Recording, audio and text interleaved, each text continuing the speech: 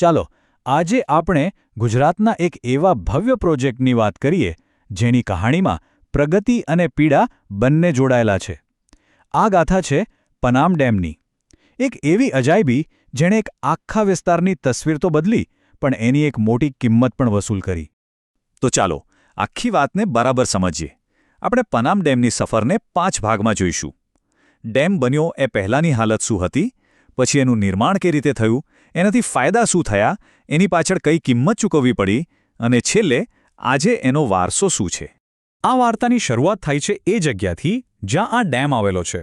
જુઓ, ડેમનો હેતુ સમજવા માટે પહેલાં એ જમીનની તકલીફ સમજવી પડે.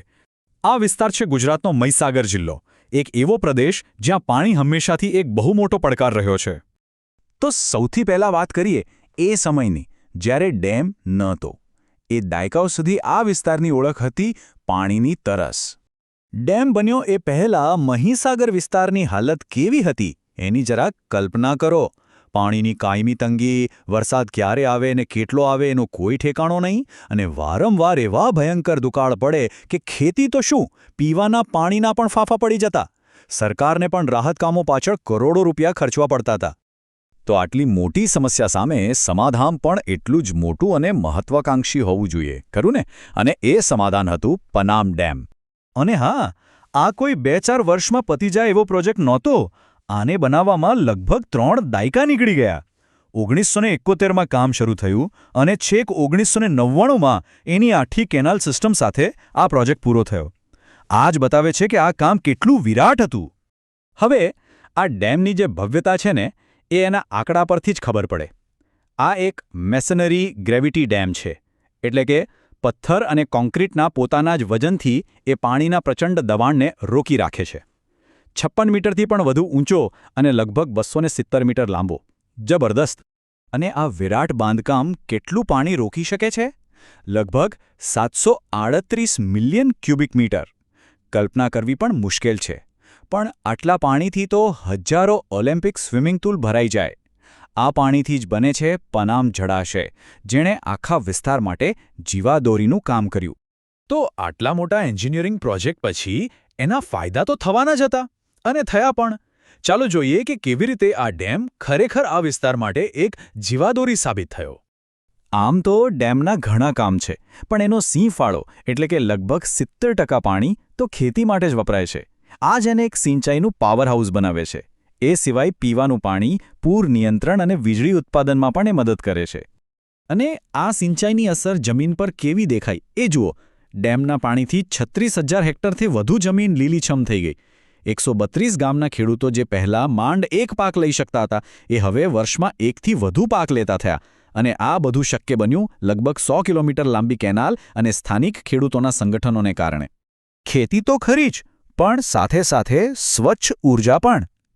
ડેમની કેનાલ પર એક નાનો હાઇડ્રો પાવર પ્લાન્ટ છે, જે 2 મેગાવોટ વીજળી બનાવે છે, અને એ પણ પર્યાવરણને નુકસાન કર્યા વગર. અને આ વાર્તા અહીં અટકતી નથી. હમણાં જ 406 કરોડ રૂપિયાની એક નવી લિફ્ટ ઇરિગેશન યોજના શરૂ થઈ છે. આ બતાવે છે કે ડેમનો વારસો આજે પણ જીવંત છે અને વધુને વધુ ગામડાઓ સુધી પાણી પહોંચાડી રહ્યો છે. પણ જેમ દરેક સિક્કાની 2 બાજુ હોય છે, તેમ આટલી મોટી યોજનાની પણ એક એવી બાજુ છે જે ઘણીવાર આપણને દેખાતી નથી. ચાલો હવે વાત કરીએ એ નકારાત્મક પરિણામોની, એ અદૃશ્ય કિંમતની. આ આંકડો ખરેખર હચમચાવી દે એવો છે. જળાશય બનાવવા માટે જે જમીન ડૂબી, એના દરેક ચોરસ કિલોમીટર પાછળ લગભગ 1,293 લોકોને પોતાનું ઘર, પોતાની જમીન છોડવી પડી. ભારતના મધ્યમ કદના ડેમ પ્રોજેક્ટ્સમાં આ સૌથી વધુ આંકડાઓમાંથી એક છે. આ માનવીય કિંમત ખૂબ મોટી હતી.